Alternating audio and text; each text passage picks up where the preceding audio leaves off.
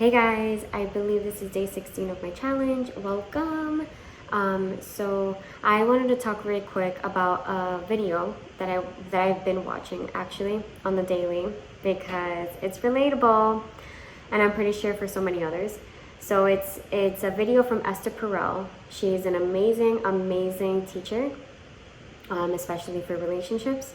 And just everything she talks about is just so freaking good and so to the point. There's no fluff. It's just here's the deal, and whether it's a hard pill to swallow for you or not, but here it is. So I am very much into relationship advice, relationship growth, and mostly because I'm not alone here. So this is me being very vulnerable and transparent, but I would consider myself the anxious attachment in my relationship. So she did a video and it was very short. I'll put the link in the description below so you can go ahead and watch it as well if this is something that you would really love to watch. I'm pretty sure you will take a lot of golden nuggets from it, even though it's a very short video. And it's from Esther Perel, and it's about freedom versus security.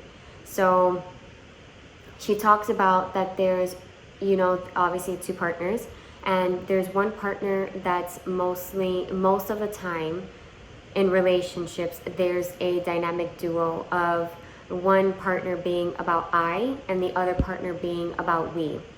And she talks about how, when you wake up on a Saturday morning, this is her experience, like in the past with her partner, with her husband, and I definitely see this in my relationship as well. So like, for example, you wake up on a Saturday morning or Sunday morning and one of you says, hey, so what are we gonna do today? And the other person says, okay, well, I'm gonna go and read this book, and then I'm gonna look at this course, and then I'm gonna go play golf with my friend, blah, blah, blah.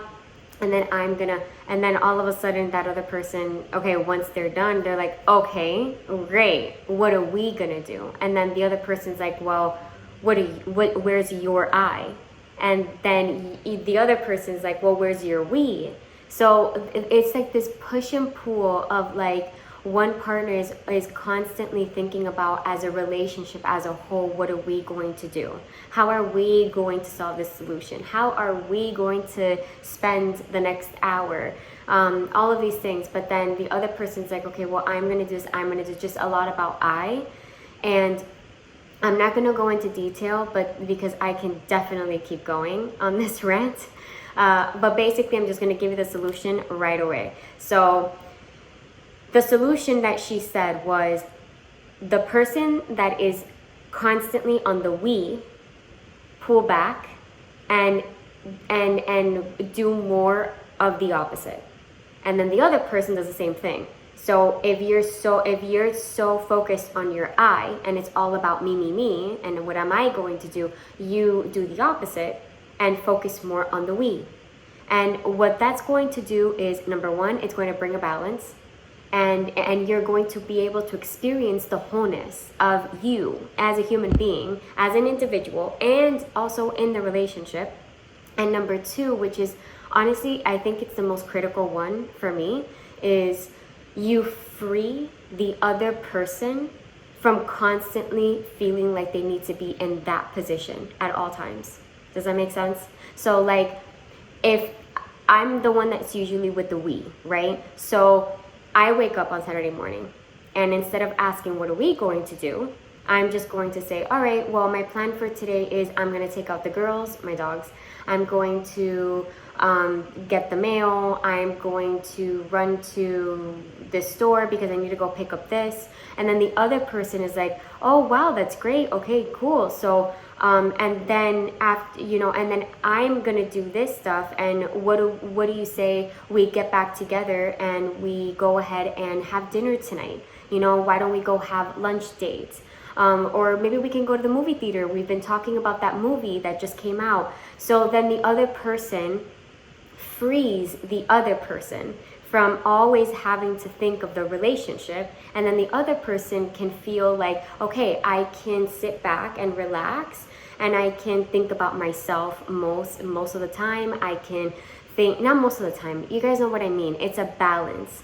So I just wanted to share this because honestly, it's kind of what I'm going through and I'm working on, of trying to think of myself more, trying to put myself first more, giving myself a lot more attention and love, and doing things that I enjoy, and not needing to think of, well, what about the relationship? What about the relationship? If I don't bring it up, if I don't say something, if I don't make plans for the both of us, then who is?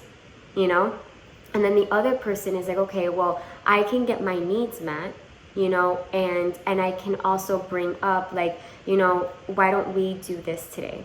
So that other person doesn't feel like they have to all the time, you know? So it's like a seesaw, and like you literally have to play around to just find the balance and harmony.